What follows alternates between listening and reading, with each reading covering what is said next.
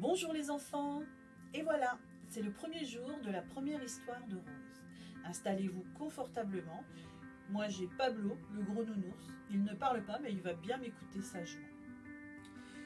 Rose a ouvert les yeux le jour de Noël. Elle est née le matin du 25 décembre.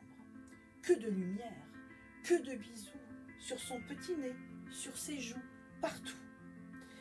Et là, qui sont ces gens? Sûrement papa et maman. Rose ne sait pas que commence pour elle une vie remplie d'amour et de bisous. Mais ce qu'elle ne sait surtout pas, c'est que naître le jour de Noël faisait d'elle la protégée du Père Noël. Dans sa jolie chambre de poupée, Rose, dans son petit lit, attend que ses paupières se ferment. Mais quel est ce bruit? Des clochettes?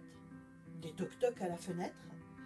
Ce n'est pas maman qui est en bas dans la cuisine et ce n'est pas papa qui est au travail. Alors qui est ce gros bonhomme rouge penché au-dessus de mon berceau?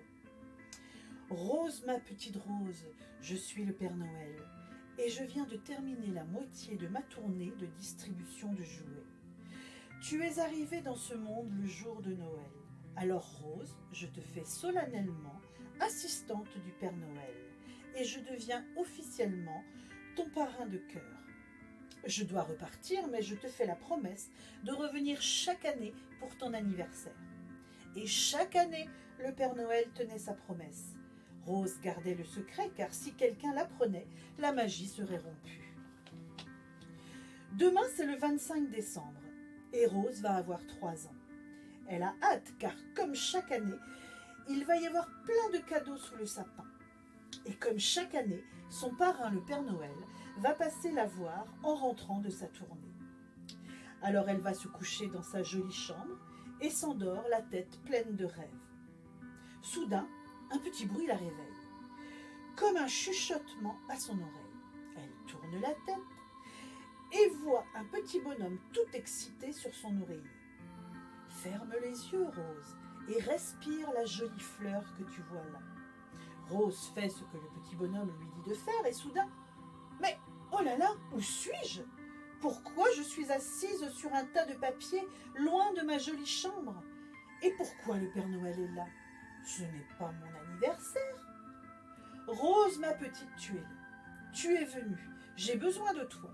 La moitié de mes lutins est tombée malade et je n'ai pas fini de lire toutes les lettres des enfants. Mais parrain, je ne sais pas lire. Ici, tu le peux parce qu'on est dans mon royaume, là où tout est possible. Allez, allez, au travail.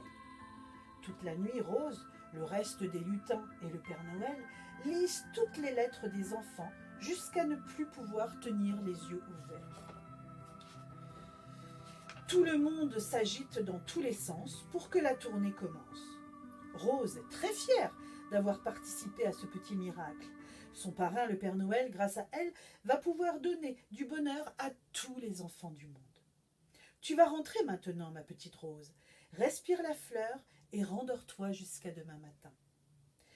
Allez, va, je suis pressée. Mon travail et mes reines m'attendent. À demain. Rose se réveille doucement dans son petit lit. Mais quel beau rêve! Il est temps de descendre pour ouvrir mes cadeaux. Vite, vite! Avant de sortir de son lit, elle remarque une petite fleur posée sur son oreiller. Alors ce n'était pas un rêve.